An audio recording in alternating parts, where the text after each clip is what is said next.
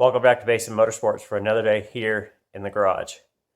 So with it just about to turn into 2020, I thought I'd get off my butt and get out here and get this 86 stripped out so I can start cleaning it up. As you see behind, the engine is gone. Not too much trouble getting this out other than some rusty parts, a whole lot of grease, and not too much oil spilled. I did a little fair amount of trying to get as much oil and coolant out of this thing as I could. So here's what we got left.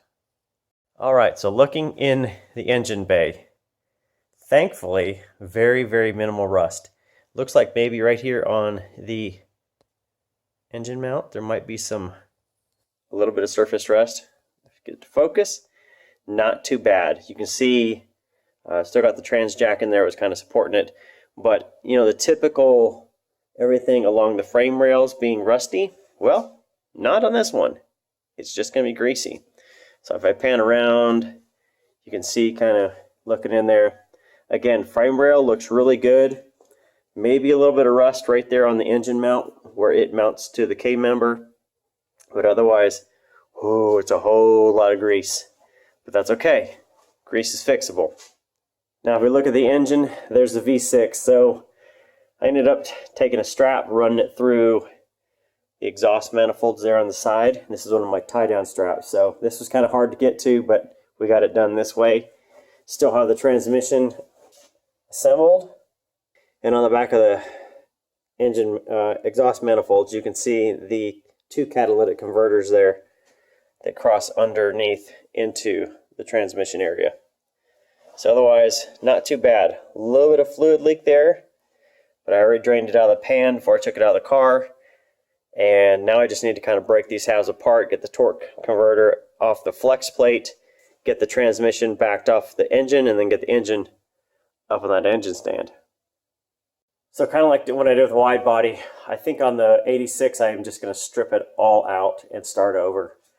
A lot of the parts can be reused, but I think I'm debating on whether or not I put on the 8793 master cylinder calipers, rotors, everything on the front, which will be, I think, a little bit different on the size of the line. So I may need to buy some 8793 lines that go from the master cylinder down into the front calipers, just to make sure everything kind of ties up together.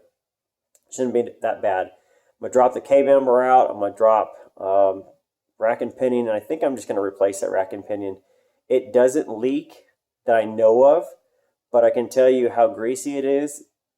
There's just, why spend 3 hours probably cleaning that thing when I can just replace it for a new one and put some new bushings in? So I'll probably just start replacing some of this stuff with some refurbished, not even refurbished, probably just aftermarket pieces to make this really a better car than it is.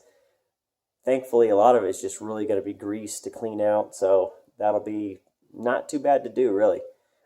Thankfully, I've got the Tiida towels, gunk wipes, and all that stuff that I don't have to roll this car out to spray it out. And I would if it was not fully assembled and have all the wires and everything else, but I still have pieces in there that I really don't want to get wet in that. So I think I'll probably just take time, scrape it all out, get as much of the grease off as I can, and then go in there with just like some gunk wipes or some Tiida towels or whatever else, some degreasing wipes.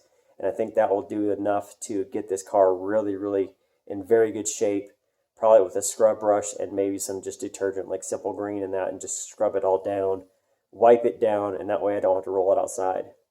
So with shop vac out, got a lot of the dirt and loose stuff out, so you can kind of see, if I'll show you with a flashlight, there really, other than dirt, there really is no rust. And on these cars, they sit. The chances are they're going to rust out these frame rails because a lot of times you get water and junk that falls down these holes. There's really nothing in there. Even just looking there, that was some of the dirt and grime. There's nothing to it.